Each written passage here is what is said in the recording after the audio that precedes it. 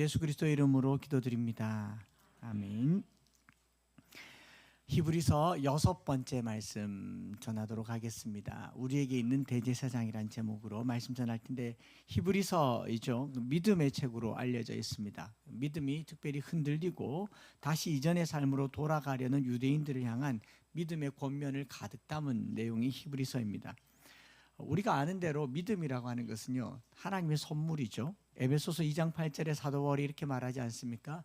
너희는 그 은혜에 의하여 믿음으로 구원을 받았으니 이것이 너희에게서 난 것이 아니요 하나님의 선물이라. 누구든지 자랑하지 못하게 하려 함이라 말씀하시면서 은혜가 믿음으로 구원 얻은 것이 하나님께로부터 왔다라고 얘기합니다. 믿음이 우리 안에서 나오는 게 아니에요. 내가 확신하고 내가 신뢰를 하고 믿습니다 해서 믿음이 생기는 게 아니고요.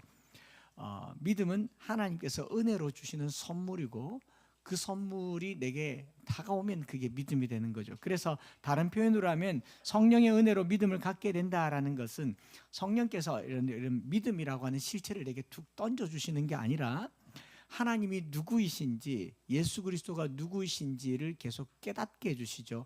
깨닫게 해주시면 내가 그것을 깨닫게 되었을 때 믿음을 갖게 되었다라고 얘기를 합니다. 그래서 젊은 사람들이 나는 믿음이 있는지 잘 모르겠어요 라는 말은 하나님이 누구신지 잘 모른다라는 말과 일맥상통하는 겁니다. 그래서 믿음을 가지려고 애를 쓰기보다 하나님을 알려고 하셔야 되죠. 그래서 힘써 여호와를 아는 것이 믿음에 이르는 것이죠. 그것이 성경을 보는 것이고, 성경이 말하는 그 은혜에 이르는 것이고, 성령은 그 성경 말씀을 깨닫게 도우시는 영이 아니겠습니까? 그래서 믿음이 발생하는 지점은 나가 아니라 하나님으로부터이고, 믿음이 뿌리를 내리는 곳은 나에게서죠. 하나님께서 나에게 주셔서 믿음이 내 안에, 내 심령에 뿌리를 내리게 되는 겁니다. 그러므로 하나님이 누구신지, 예수 그리스도가 누구신지 알면 알수록 믿음은 더욱 깊게 뿌리를 내리고 견고하게 된다라는 것입니다. 여러분 올라오시면서 계단에 국화 보셨죠? 지난주에 오신 우리 새가족 집사님께서 오시면서 국화를 이렇게 들고 왔어요. 제일 적당한 자리에, 저기 햇볕이 잘 드는 곳에 놨는데, 그것이 아무리 아름답고 생명력이 있어도요, 물을 안 주고 2주간 뒀으면 어떻게 됐겠습니까? 시들시들 말라서 죽어버렸겠죠. 우리 안에 심겨진 믿음이 하나님의 선물이라고 해도 이거 그냥 두면요, 말라지게 되어 있습니다. 시들게 되어 있습니다. 하나님의 말씀과 기도, 성령의 조명 아래 빛 가운데 가하지 않으면 그게 말라버린다는 거죠. 시들어버린다는 거죠.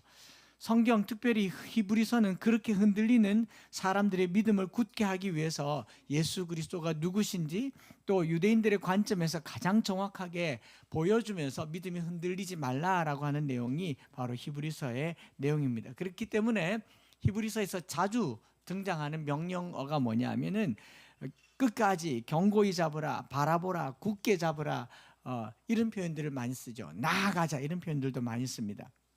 특히 유대인들의 1세기 상황을 고려해 볼 때요, 여러분 믿음을 가지고 사는 것 자체가 오히려 기적일 정도입니다. 왜 그러냐면 요즘 믿음 생활하는 게 우리에게 곤란이 됩니까? 바빠서 그렇지. 믿음 생활하는 것 자체가 박해나 고난이나 고통이나 재산 몰수라든가 이런 것들이 있진 않아요. 내가 마음만 먹으면 믿음 생활하는 것은 오히려 쉽습니다. 그러나 1세기 2000년 전에 믿음을 가지고 산다라고 하는 것은요, 예수를 믿는다라는 이유만으로 감옥에 갑니다. 재산을 몰수당하고, 심지어는 십자가에 못 박히기도 하고, 사자떼에게 머리가 쥐어뜯기기도 합니다. 고통을 감내해야 했습니다. 그런데 설상가상으로 예수님은 금방 오실 것 같이 다시 오겠다고 하시고서는 오시지도 않고, 복음을 전하던 사도들은 하나둘씩 순교해서 죽어나가고, 이 기약 없는 예수를 믿음으로 기다린다고 하는 것은 굉장히 어려운 일이었을 겁니다. 설상가상으로 유대인들의 믿음을 흔드는 또 하나의 큰 질문과 회의가 그들 속에 요동치는 것이 있는데, 그게 오늘 이 본문의 내용이고, 이 본문의 내용을 10장까지 끌고 가요. 그러니까 히브리서 전체에서 아주 중요한 내용을 다루고 있다는 것을 알게 되죠. 그게 뭐냐 하면은 대제사장이라는 이 개념입니다. 대제사장, 4장 14절부터 10장 18절에 이르는 대부분의 내용은 대제사장 되신 예수 그리스도에 관한 내용으로 히브리서의 중심 주제를 알리고 있습니다. 우리가 이 개념을 알면 믿음에 훨씬 더 쉽게 다가가게 됩니다. 오늘 이미 예수를 믿는 저나 여러분들에게 기독교인들의 입장에서 예수님이 대제사장 되셨다, 이거 믿는 거 하나도 불편하지 않습니다. 의심도 되지 않고 당연한 거 아니야? 라고 생각할 수 있습니다. 그렇지만 1세기 당시의 유대인들의 정서 속으로 들어가 보셔야 됩니다. 1세기 당시 유대인들의 개념 속에서 메시아이신 예수님이 왕, 다윗과 같은 통치자, 하나님의 아들 그리스도로 이해되는 것은 오히려 쉬워요. 통치자시니까. 그런데 예수님을 대제사장이라고 하는 직분으로 이해하는 것은 아주 복잡한 이 사고의 과정을 거쳐야 된다는 겁니다. 오늘 이 부분을 저와 여러분들이 이해하면 이제 6장, 7장, 8장, 9장, 10장 멜기세덱을 이해하는 데 도움이 될 겁니다. 히브리서를 읽으면서 제일 어려운 부분이기도 하고 믿음의 책이라고 하는데 이게 우리랑 전혀 피부에 안 와닿은 거죠. 그래서 1세기의 그 시각을 좀 가져볼 필요가 있는데, 히브리서에서 가장 많은 분량을 차지하고 있는 대제사장 단락 4장 14절부터 나오는 이 대제사장 하는 일이 뭐죠? 주로 제사 업무를 주관하고 성경을 가르치는 서기관의 역할을 합니다. 제사 업무는 주로 예루살렘 성전에서 주로 절기에 따른 성전 예배에서 제사장이 동원되고, 그중에서 대제사장은 대속죄일에 1년에 한 번씩 백성들의 죄를 지고 지성소로 나아가는 일을 하는 사람이 대제사장입니다. 매년 제사를 통해서 죄사함을 선언함으로 하나님과 백성 사이를 중보하는 중보자가 대제사장입니다. 하나님의 속죄를 선언하고 죄사함을 선포하는 소위 말해서 사면권을 가진 아주 특별한 유일한 인물이 대제사장이고, 대제사장은 항상 한 시대에 한 사람이 있죠. 죽을 때까지 종신입니다. 정치적으로는 오히려 예수님을 받아들이기가 쉽다라는 말은 뭐냐면, 이 직분, 대제사장이란 직분이 예수님과 매칭이 안 된다라는 거예요. 예수님을 정치적으로 받는 것은 왜 쉬우냐? 일단 1세기 당시 유대인들에게 유대인들의 왕이 없어요. 왕으로 나와 있는 사람은 누구냐면 분봉왕 헤롯입니다.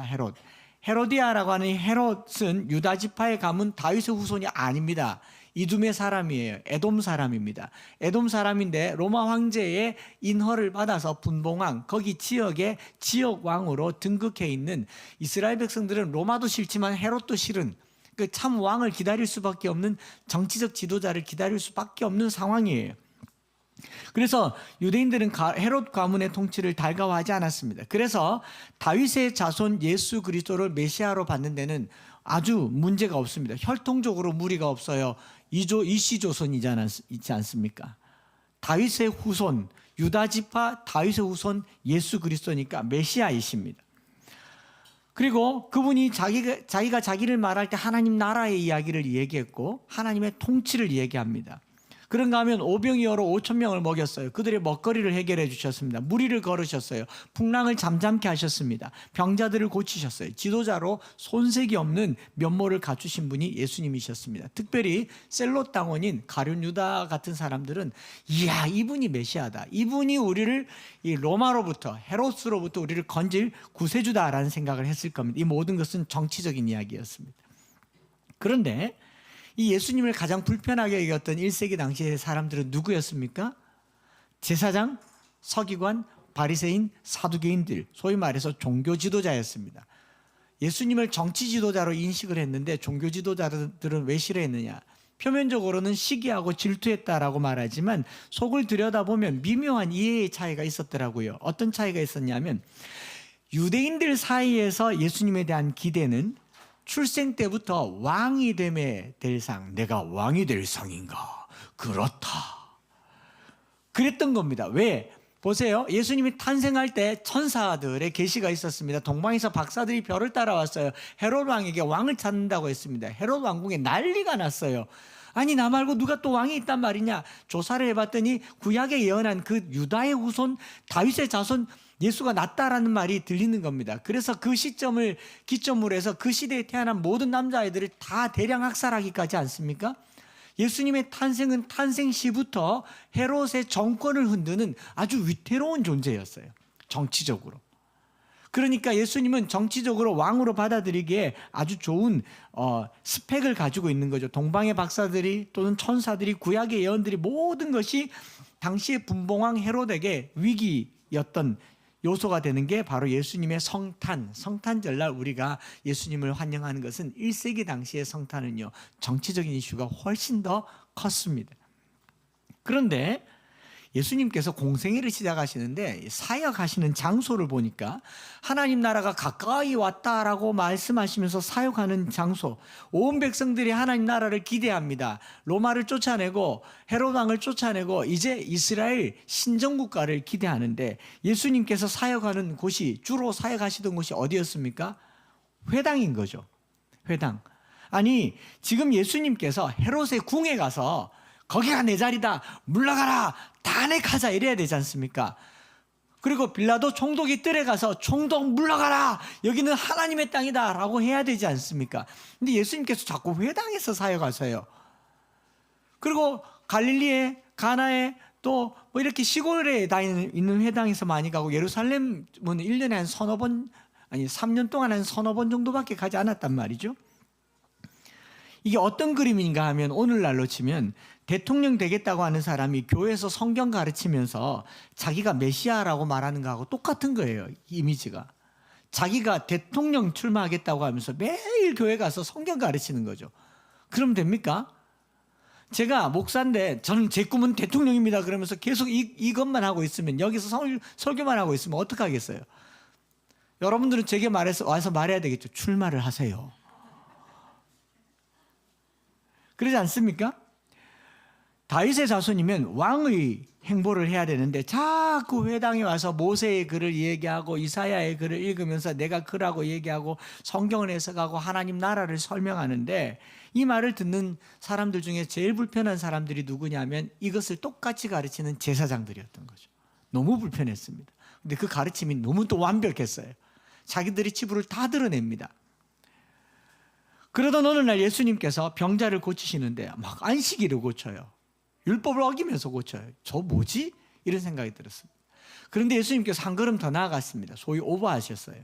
중풍병자를 고치시는데 소자야, 네 죄사함을 받았느니라. 제사장들이 화들짝 놀랍니다. 왜냐하면 1세기 당시에 1년에 한 번 죄사함을 선포할 수 있는 사람은 누구죠? 대제사장입니다. 그런데 저 출신도 불분명한, 그죠? 듣도 보도 못한 잡분께서,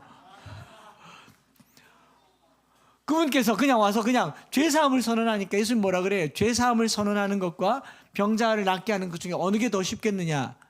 예수님으로서는 할 수 없는 일을 했다라고 생각하는 겁니다. 신성모독이라고 생각하는 거예요. 이때부터 예수님을 죽이려고 했던 겁니다. 그러니까 선을 너무 많이 넘은 거죠. 지금 요즘 예를 들면 말씀드린 것처럼 대통령이 교회 와서 주일날, 대통령께서 교회 오셔서 주일날 강단에 서가지고 목사님 제치고 설교를 하는 거죠. 오늘은 여러분 우리 대통령께서 우리 교회 오시면 주일날 설교하시면 되겠습니까? 안 되잖아요. 그런데 대통령의 권력으로 여기 와서 설교를 하겠다는 거예요. 설교를 하는데 막 안수기도를 하고 끝엔 축도까지 합니다. 제가 좋겠습니까? 일단 총신을 안 나왔잖아요. 사법고시를 패스했으면 뭐합니까? 목사고시를 안 쳤는걸요. 목사 안수를 못 받았잖아요. 예수님은 그 격이에요. 대제사장으로 안수받지도 못했고 레위 지파도 아닌 존재가 그냥 유다의 후손이니까 왕이면 왕이지 왜 회당에 와서 제사장 노릇을 하고 있느냐, 속되게 제사장 짓을 하고 있느냐, 이런 이미지가 그 당시에 만연했습니다. 그래서 종교 지도자들은 예수님을 너무 싫어했어요. 너무 싫어했습니다. 예수님께서 또 다른 각도로, 요즘으로 치면 초대형 교회 오셔서 담임 목사님 보고 이제는 대통령 아니에요. 예수님께서 오셔서 저기 서울에 있는 어느 교회 비켜봐라. 오늘은 내가 말씀 전하자. 말씀을 막 전하는데 듣는 목사님이 처음에는 예수님 오셨습니다 하는데 2주, 3주, 4주 계속 말씀 전하면 그 담임 목사님 어떤 생각을 하겠습니까? 임지를 옮겨야 되는구나. 퇴직금은 얼마를 받으면 되지? 생각이 복잡할 거예요. 특히나 세스반 교회는 더더욱 그럴 겁니다. 예수님은 아버지가 목사님도 아니잖아요. 총신도 안 나왔지 않습니까? 교단 신학도 안 했어요. 오히려 왕은 쉬웠습니다. 로마와 헤롯 대왕을 향한 정치적 왕권에 대한 도전을 기대했는데 제사장 노릇을 하던 예수님을 유대인들은 받아들일 수가 없었습니다. 이 유대인들에게 있어서 가장 큰 궁금증은 예수님이 메시아라는 것은 오히려 쉬웠으나 대제사장이라는 것은 굉장한 질문거리였습니다. 과연 예수님께는 죄를 사면하는 사면권이 있는가? 예수님은 대제사장이신가? 통치자로서는 다윗의 후손으로 인정할 만한데 제사장이 될 자격은 있는가? 이게 1세기 유대인들 사이에 끊임없이 회자되는 질문이었어요. 우리는 이 질문을 이해할 수 없지만 그들은 궁금했습니다. 첫째로 혈통이 아니잖아요. 레위 지파의 후손이 아니고 아론의 후손이 아니지 않습니까? 그래서 그런데다가 부활하신 주님이 다시 오지도 않고, 그리고 그들 유대인들 사이에는 아직 유대교가 있습니다. 유대교로 돌아가면 대제사장이 아직 존재해요. 1년에 한 번씩 죄를 용서해 주십니다. 속죄제를 통해서. 그러니 굳이 예수를 믿어야 될 이유가 없는 사람들이 유대인 그리스도인들이었습니다. 그래서 히브리서 기자는 대제사장의 직분에 대해서 길게 기록한 겁니다. 먼저 대제사장의 직분은 어떻게 얻게 되는가? 모세 이후로 레위의 자손 아론의 후손 중에서 한 사람이 대제사장직을 세습하죠. 그리고 종신직입니다. 예수님 당시에도 대제사장이 있었고 유대 사회에서는 절대적인 권력을 가진 종교 지도자가 대제사장입니다. 대제사장은 대속죄일에 1년에 한 번 성소에 나아가서 백성의 죄를 사하고 죄사함을 선언합니다. 또 매번 속죄제를 드릴 때 제사장만이 죄사함을 선언할 수 있습니다. 소위 이스라엘 백성들 안에서 하나님으로부터 부여받은 죄사함의 특별 사면권을 가진 사람이 대제사장입니다. 대단한 직분이잖아요. 누구도 대신할 수 없었어요. 그런데 예수님께서 하나님의 권능으로 병을 고칠 수는 있었습니다. 또 먹거리를 제공할 수 있었어요. 귀신을 쫓아낼 수 있었어요. 죄 사함만큼은 제사장의 몫이라고 생각했던 겁니다. 그리고 예수님께서는 이 대제사장과 서기관들의 고발로 십자가에 못 박혀 죽지 않습니까? 그런데 이 예수님이 자기를 대제사장이라고 표현하는 말을 그들이 받아들일 수 있는가? 굉장히 묘한 이 뉘앙스를 던져주는 것이죠. 아론의 후손도 아니고 유다의 후손이 공생의 시기를 보내는 동안 꾸준히 갈등을 일으켰던 대상이 대제사장, 서기관, 그리고 바리새인, 사두개인들이었습니다. 백성들의 기대는 왕이었지 제사장은 아니었어요. 왜냐하면 제사장 굳이 될 필요가 없어요. 제사장이 있었다니까요.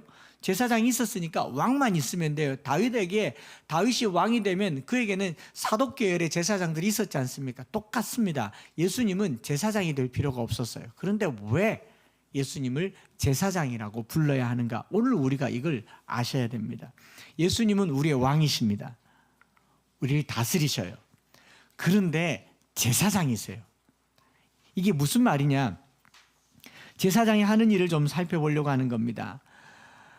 제사장이 하는 일 5장 1절에 보면 하나님께 속한 일에 사람을 위하여 예물과 속죄하는 제사를 드리게 하는 자가 대제사장입니다. 공생애를 보내면서 백성을 대신해서 대속죄일에 제사를 집례하신 적이 있었을까요? 없었을까요? 이 부분을 우리가 묵상을 해야 돼요. 예수님께서 3년 혹은 33년이라는 세월을 살면서 백성들을 대신해서 대속죄일에 속죄제를 드리고 지성소로 나간 적이 있습니까? 없습니까? 한 번도 없었어요. 오히려 그건 대제사장의 몫이었고 예수님은 그냥 넘사벽이 어떤 것이 대제사장인데, 아니 죽고 살아나더니 갑자기 대제사장이라는 거죠. 이게 유대인들에게는 믿어지지가 않고 이해가 되지 않는 일이었던 겁니다. 그래서 부활하신 예수님께서 대제사장직을 가졌다, 그 메시아로서 인정됨에 합당하다라는 것을 한 3가지 정도로 우리가 이해를 해야 되는데, 첫 번째로는요, 인간 대제사장으로서는 한계가 있다라는 것을 히브리서 기자가 얘기를 한 겁니다. 하나님이 택해서 세운 아론 후손이 대대로 이어가는 대제사장의 직분이라도 백성의 죄를 1년에 한 번씩 속죄하는 제사를 집례할 수는 있으나 5장 1절, 2절, 3절을 보면 자신도 죄인으로서 자신을 위하여 늘 속죄해야 되는 한계가 있는 존재가 아론 후손의 대제사장이라는 것입니다.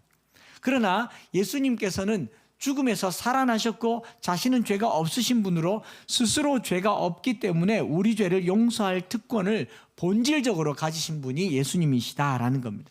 죄인이 죄인을 용서하는 것과 죄 없는 분이 죄인을 용서하는 것과는 격이 다르다라는 것을 여기에다가 가지고 오는 거죠.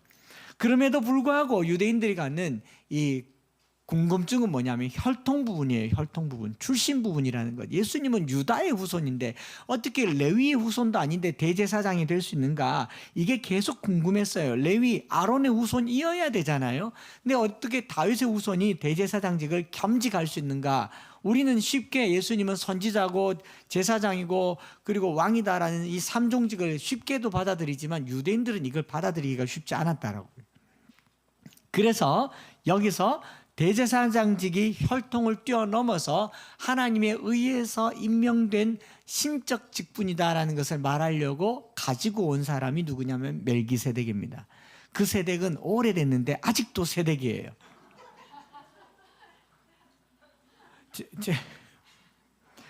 제 원고를 쓰다 보니까 어인데 다 아이로 썼더라고요. 이게 세덱이었구나. 그 멜기세덱이란 인물이 위대하다라는 말이 아니라 아론의 혈통보다도 훨씬 오래된 혈통을 얘기하면서 누구도 하나님이 지명하시면 된다. 하나님이 택하여 세우신 자가 제사장직을 갖는다라고 하면서 두 번째로 이제 이 히브리서 저자가 이야기하는 대제사장직의 합당성을 어떻게 말하냐면 하나님께서 택하여 세우신 분이 바로 대제사장이다라는 말을 하려고 하는 거죠. 대제사장직은 혈통이 아니라 하나님께서 택하여 세우신 자가 대제사장 역할을 한다고 하면서 아론도 하나님께서 택하셔서 그 후손을 대제사장으로 명한 것처럼 그보다 훨씬 오래된 멜기세덱도 하나님께서 택하여 세운 직분이라는 의미로 멜기세덱의 반차라는 말을 씁니다. 여기서 반차는 직장인들이 쓰는 반차 아닙니다. 월차, 반차, 연차 아니고요. 반차 아니고 히브리서에 5번 5장 6절 10절 6장 20절 7장 11절과 17절에 5번 나오는데 개역 개정 성경에는 히브리서에만 5번 나오는데 개역 성경으로 반차라는 단어를 쳐서 검색해 보면 24번이 나와요.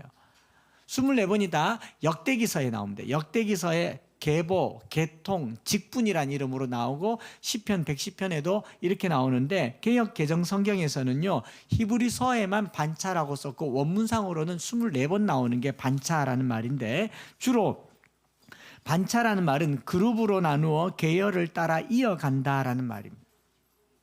영어로는 오더, 순서란 말이죠. 순서 혹은 계보 라는 말인데 멜기세덱이라는 이름이 창세기 14장 이후로 시편 110편 4절에 다시 등장하면서 멜기세덱의 반차라는 표현을 쓰면서요 아론 계열보다 훨씬 오래되었으며 아론의 계보를 따르지 않는다는 의미로 사용된 처음 사례를 이 시편 110편에 쓴 거죠.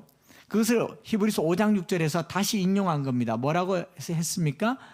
히브리서 5장 6절에 보면 또한 이와 같이 다른 데서 말씀하시되 이게 시편 110편 4절인데 내가 영원히 멜기세덱의 반차를 따르는 제사장이라 하셨으니 이 말은 예수 그리스도의 대제사장 되심은 아론의 혈통 즉 육신을 가진 땅의 제사장의 계열이 아니어도 괜찮다라는 말입니다. 멜기세덱의 대한 내용은 이제 뒤에 7장에 좀 더 나와요. 좀 더 다루게 될 텐데 이 멜기세덱은요 레위인이 아니었음에도 아브라함을 축복했습니다. 멜기세덱이 축복할 때 아브라함의 증손자인 레위는 태어나지도 않았어요. 그렇죠? 또한 아론은 레위의 400년 후의 자손입니다. 그러니까 아론보다 레위보다도 훨씬 오래된 멜기세덱을 하나님이 택하여 세우셨으니 예수님이 대제사장 되는데 무슨 문제가 있겠냐라고 얘기하면서 멜기세덱의 반차라는 말의 이 의미는 육신의 혈통이 아니라 하나님의 택하심이다. 예수는 하나님이 택하셔서 대제사장으로 세웠다. 그러니 헷갈리지 마라. 흔들리지 마라. 그래서 5장 10절에서 하나님께서 멜기세덱의 반차를 따른 대제사장이라 칭함을 받았느니라 라는 표현을 쓴 겁니다. 멜기세덱의 반차를 따른 대제사장이라 칭함을 받았다. 칭함을 받은 거예요. 그 말은 뭐예요? 직분을 물려받은 게 아니라 하나님께서 임명한 거죠. 하나님께서 임명하셨다라고 얘기를 하는 거죠. 그러면 자 인간 제사장은 한계가 있다. 자기도 죄가 있는데 죄가 없는 한 분을 세우기 위해서 혈통이 아닌 하나님의 직접적인 명령에 의해서 제사장 예수님이 세워주셨다. 자 여기까지는 이제 유대인의 관점에서 이제 이해가 될 만합니다. 그렇다면 우리가 믿는 대제사장 예수를 왜 메시아로 아니라 대제사장 예수 그리스도로 믿어야 되며 4장 14절부터 믿음의 도리인 대제사장 예수를 굳게 붙잡아라라고 말하느냐. 바로 세 번째, 이 대제사장이란 직분이 우리에게 주는 은혜는요, 여러분, 메시아라는 직분은 왕, 통치자, 다스리는 분, 주인이라는 의미로 소통되지만 대제사장이라는 직분은요, 우리를 은혜의 보좌로 이끄는 공감의 직분이라는 것을 우리가 알아야 됩니다. 예수님께서 우리를 하나님으로 이끄실 때 어떤 방법으로 이끄시느냐, 이게 대제사장 직분의 가장 핵심인데요. 뭐냐면은 인간 대제사장은 백성의 죄를 1년에 한 번 속죄를 해도 자기 죄값도 감당 못해가지고 자기가 자기를 늘 깨끗하게 해야 하는 연약함을 가지고 있는데, 우리 예수님께서는 우리 죄를 대신 지기 위해서 대제사장으로 오셨는데, 아론의 반차를 따르지 않고 하나님으로부터 직접 오셨는데, 아들이시면서도 성경에 보면 아들이시면서도 고난으로 순종을 배웠다라고 말하죠. 죄가 없으신데 죄를 지셨다라고 말씀하십니다. 그래서 4장 14절에 이 제사장 단락을, 대제사장 단락을 열면서 예수님은 어떻게 소개하냐면, 모든 일에 한결같이 시험을 받으신 예수님께서 우리의 연약함을 동정하지 못할 뿐이 아니다라는 말, 우리가 늘 암송에서 잘 아는 말이잖아요. 이 말의 개념은 뭐냐면요, 죄가 없으신데도 불구하고 인간의 시험을 몸소 겪음으로 우리의 연약함에 공감하려고 오신 분이 예수님이시고, 이 예수님이 대제사장이다. 여기 공감이란 단어, 동정이란 단어가 아주 중요한데요. 예수님이 굳이 이럴 필요가 없잖아요. 여러분, 그 동병상련이란 말은요, 같은 병을 알아본 사람이 동종의 병을 안 사람의 고통을 이해한다라는 말이에요. 50견 알아본 사람, 그거 얼마나 아픈데 정말 힘들다, 어깨를 띠내버리고 싶다, 이러잖아요. 아파 본 사람만이 하는 거예요. 애기 낳아 본 사람이 그거 하늘이 노란 게 아니라 앞이 안 보일 때 그때 나오더라. 그 경험해 본 사람이 알잖아요. 그런데 여러분, 예수님은 죄가 없으신데 죄를 지셨다고요. 이건 다른 얘기예요. 죄진 사람을 이해하는 것은 인간 제사장이 하는 일이에요. 나도 지어봤다, 나도 안다, 요 정도입니다. 근데 죄가 없으신 분이 죄를 이해하려면요, 어느 정도의 고통이 있느냐, 극심한 고통이라고 얘기를 하는 겁니다. 이거 무슨 말인가를 제가 적절한 비유를 못 찾아봤지만, 이런 정도 비유면 어떻겠습니까? 아픈 자식을 둔 부모 마음이요. 자식이 아픈데 부모는 이렇게 말합니다. 나도 차라리 내가 아픈 게 낫겠다라고 하지만 내가 아프질 않아요. 그런데 자식은 계속 아파요. 누구 마음이 더 아프겠냐고요. 그게 우리 주님이라고요. 손양원 목사님께서 애양병원에 목회자로 가면서, 애양원 교회에 가시면서 자기가 처음 기도했던 것은, 그 몰골이 뭉그러진 나병 환자들, 한센시병 환자들을 얼굴을 볼 때 무서워하지 않게 해달라고 기도했고, 냄새가 너무 역하니까 냄새 맡지 않게 해달라고, 냄새가 독하지 않게 해달라고 기도하고 그렇게 갔습니다. 그런데 자기는 너무 멀쩡하니까 그 애양원에 있는 이 환우들이 손양원 목사님을 마음으로 받아들이지 않아요. 당신은 우리를 이해할 수 없다, 당신은 우리를 알지 못한다. 그래서 손양원 목사님이 그들과 함께 있으면서 처음에는 무서워하고 냄새 난다고 생각했는데, 무서움이 없게 해달라, 냄새가 사라지게 해달라고 간절하게 기도하더니 나중에 이 기도가 깊어져서 뭐라고 기도하고 있냐면, 나도 저들과 같이 되게 해달라. 내가 저들에게 다가가기 위해서는 내게 이 한센시병이 와야 내가 저들의 마음에 들어갈 수 있겠다고 간절하게 기도했던 분이 손양원 목사님입니다.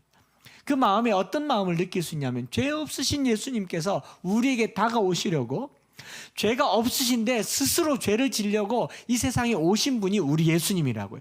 대제사장 직분이라고 하는 것은 죄 있는 사람이 이해하는 거예요. 저기 무슨 청송교도소에 가서 서로 니도 그랬나 나도 그랬다, 친구 잘못 만나가지고 시대를 잘못 만나가지고 서로 공감하는 이런 이야기가 아니라고요.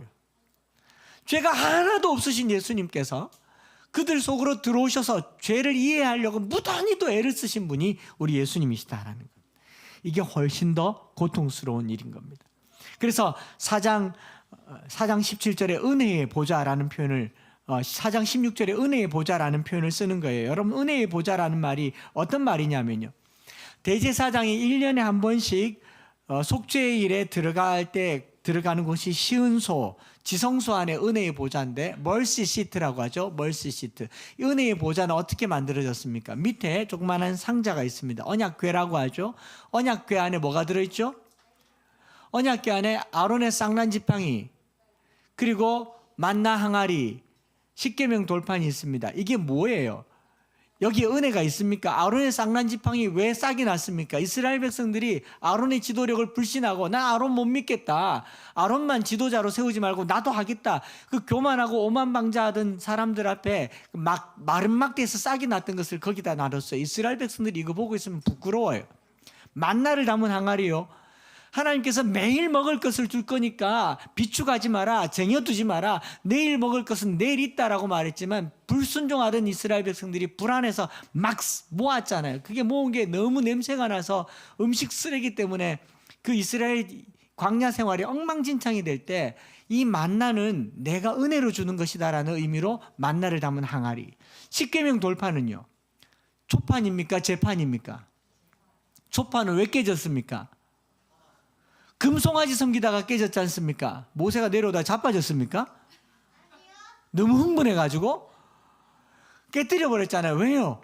하나님께서 여기 살아계신데 그 산 아래에서 금송아지를 섬기는 이스라엘 백성들의 우상 숭배, 그러니까 이 언약궤라고 안에 들어가 있는 것은요, 이스라엘 백성들의 그 뿌리 깊은 불신앙과 교만과 그리고 우상 숭배를 거기다 거두어 두시고 그 위에 판을 딱 덮고 두 그룹의 천사로 지키게 하면서 그 위를 하나님께서 이렇게 앉아가지고 여기가 은혜의 자리다, 여기 있는 죄는 들추지 마, 가장 수치스러운 것을 거기다가 가둬 두시고 1년에 한 번씩 백성 대제사장을 들여가지고 이스라엘 백성들의 죄를 어떻게 해요? 어떤 죄라도 내가 용서하겠다라고 하는 하나님의 자비, 그래서 은혜의 자리라고 그러지 않습니까? 여러분, 우리가 예수 믿는 것은요, 우리의 죄가 얼마나 크냐를 물으시는 게 아니라 얼마나 크든지 나는 너를 용서하신다고 하는 하나님의 자비에 근거하셨고, 그 자비하심으로 예수님은요, 우리의 죄에 공감하려고 이 땅에 오신 사건이 바로 십자가 사건입니다. 죄를 덮는다라는 말이죠. 우리 하나님은 자비로우시고 노하기를 더디하시며 용서하기를 기뻐하신 분이십니다. 한 번 더 할까요? 우리 하나님은 자비로우시고 노하기를 더디하시고 용서하기를 기뻐하는 분이십니다. 오늘 우리가 이웃을 용서하지 못하고 아내가 남편을, 남편이 아내를, 부모가 자녀를, 자녀가 부모를 용서하지 못하는 것은요, 하나님의 속성을 이해하지 못하기 때문입니다. 정당이 정당을 용서하지 못하고 서로가 서로를 용서하지 못하는 것은 불신앙의 뿌리입니다. 하나님께서는요, 그 뿌리 깊은 죄악을 용서하시려고 은혜의 보좌에 앉으시고 부족해서 예수를 우리에게 보내셔서 이 백성들을 끌고 오라고, 그 죄 가운데서 끌고 오라고 하시는 직분이 바로 대제사장입니다.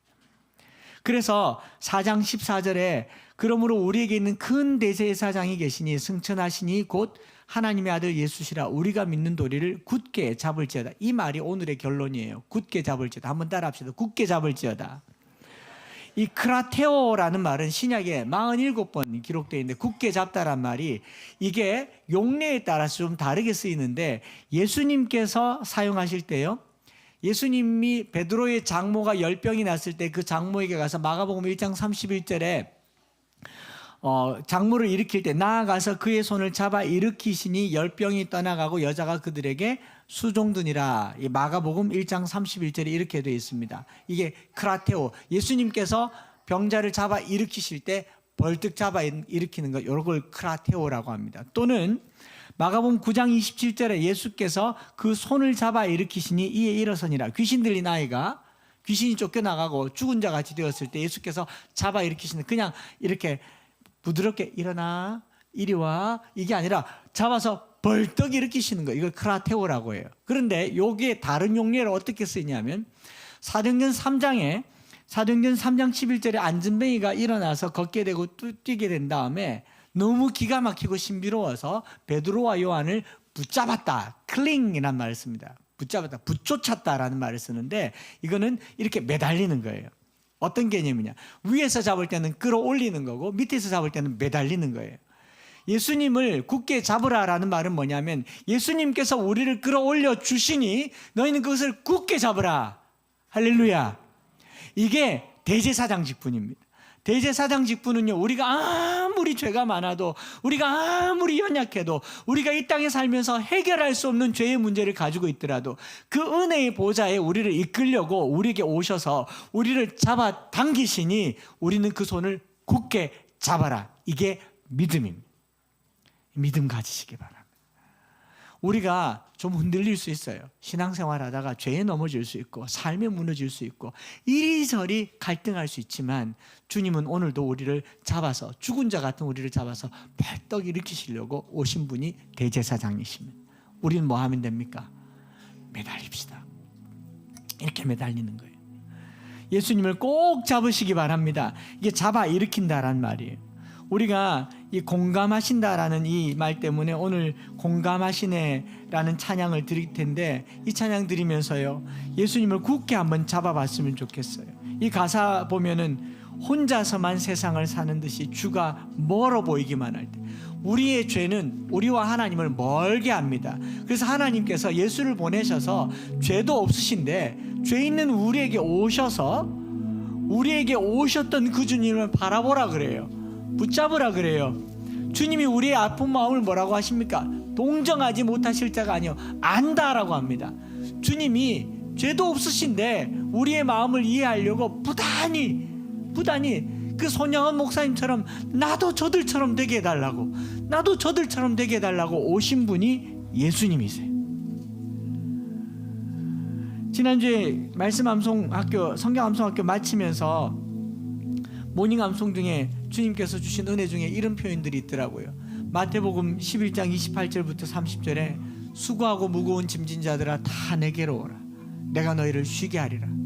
나는 마음이 온유하고 겸손하니 나의 멍에를 메고 내게 배우라. 그리하면 너희 마음을 쉼을 얻으리니 이는 내 멍에는 쉽고 내 짐은 가벼움이라. 이게 무슨 말인가? 멍에라고 하는 거요, 소 두 마리, 소 한 결이죠. 두 마리에 지는 이 밭 가려고 지는 이걸 결이라, 한 결이에 지는 걸 멍에라고 하는데, 보통은 비슷한 소에게 지어서 서로 짐을 나누어지게 하는 것 같지만 자세히 보면요, 한 놈이 거의 다 짐을 지고 하나는 그냥 옆에 따라다니면서 밭 가는 법을 배우는 정도라고 그래요. 제가 이걸 상상을 해봤는데, 어떤 상상을 해봤냐면, 우리 남자들 군대 가면 큰 짝대기라 그럽니까? 이걸 뭐라고 그러는지 모르겠고, 예? 예? 봉? 옥봉? 목봉. 제가 한 번도 안 해봤어요, 사실은. 목봉이라는 거를 이렇게 들고 전체가 어이 이런 거 하잖아요. 그런데 한번 상상해 보세요. 제 앞에 190cm, 제 뒤에 180cm, 그리고 가운데 저. 어떻게 했어요? 어떻게 했어요? 쉽죠? 저는 이게 내게 너무 선명한 그림으로 그려져요. 우리 주님께서 내 멍에는 쉽고 내 짐은 가볍다라고 말한 건요, 내게로 와라, 나를 붙들어라. 너희 짐이 아무리 무거워도, 죄짐이 아무리 커도 네 어깨에 매여 있는 것은 모양일 뿐이지 아무 무게도 안 된다는 거예요. 우리가 주님을 붙들면요, 죄가 짐이 안 됩니다. 죄가 은혜가 돼요. 은혜의 보좌 앞에 담대히 나갈 수 있게 된다는 거예요. 너무 좋잖아요. 이 조그만한 키가 190cm 뒤에서 목봉을 메고 있다고요. 이 멍에를. 너무 웃겼나? 여러분들이 지세요. 우리 주님께서 우리를 그렇게 공감하십니다. 우리가 죄 때문에 괴로워할 때 주님께서 말씀하세요. 안다. 어쩔 수 없었던 거 안다. 네가 약한 거 안다. 네가 흔들린 거 안다. 너 연약함 내가 안다. 그러니 나 붙들어라, 나 잡으라. 내가 대제사장이다. 이게 대제사장의 의미입니다. 우리 주님을 굳게 붙드는 한 주가 되시기를 바랍니다.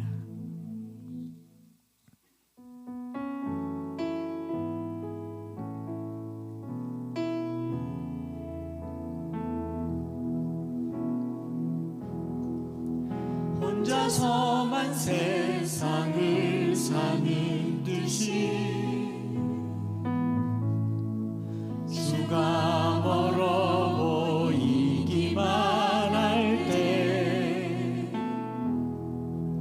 우리는 바라보아야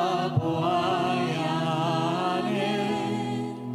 우리에게 오셨던 그 주님을 혼자서만 세상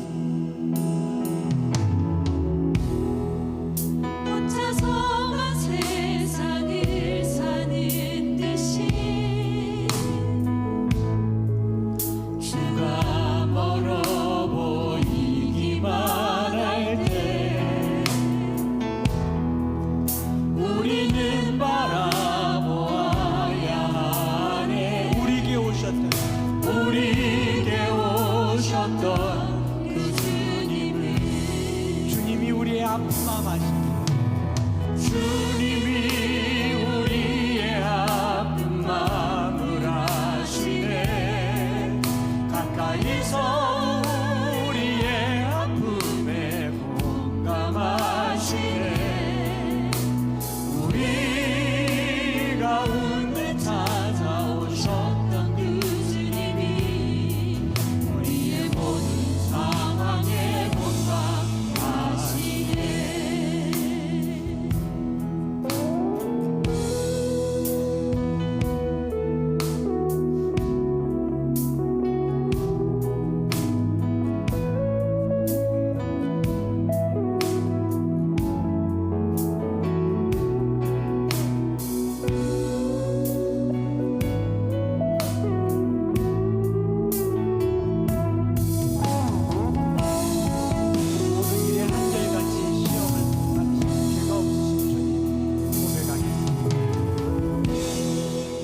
혼자서만 세상을 사는 듯이 주가 멀어 보이기만 할 때 주가 멀어 보이기만 할 때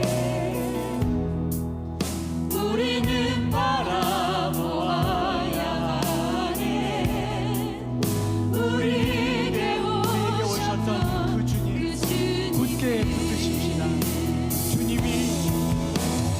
주님이 우리의 아픈 마음 아시네.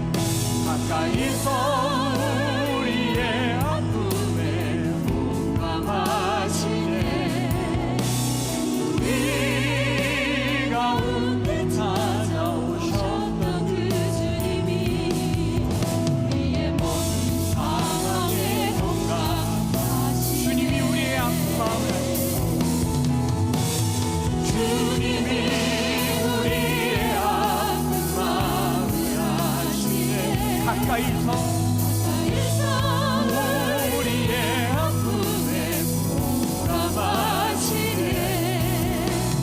우리 가운데 찾아오셨던 그 주님이 우리의 모든 상황에 공감하시네.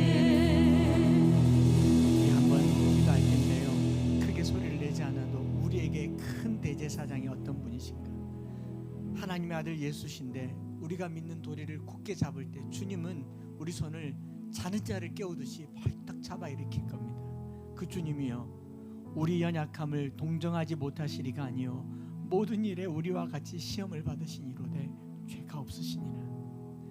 긍휼하심을 받고 때를 따라 돕는 은혜를 얻기 위하여 하나님의 은혜의 보좌 앞에 담대히 나아갈지니라. 우리가 한 주간 보내면서 내 부족함에도 불구하고 내 가난함에도 불구하고 내 병들고 연약함에도 불구하고 나를 긍휼히 여기시고 공감하시는 주님 그 손 잡읍시다. 주님 아십니다. 주님 안다 하세요. 너 아프지? 나 안다. 너 괴롭지? 안다 하세요. 우리 주님 앞에 주님 손 오른손이라도 왼손이라도 꼭 잡으면서 우리 주님 앞에 한 걸음 한 걸음 더 나아가며 주님을 붙들겠습니다. 보좌 앞에 나아가겠습니다. 같이 한번 기도하겠습니다.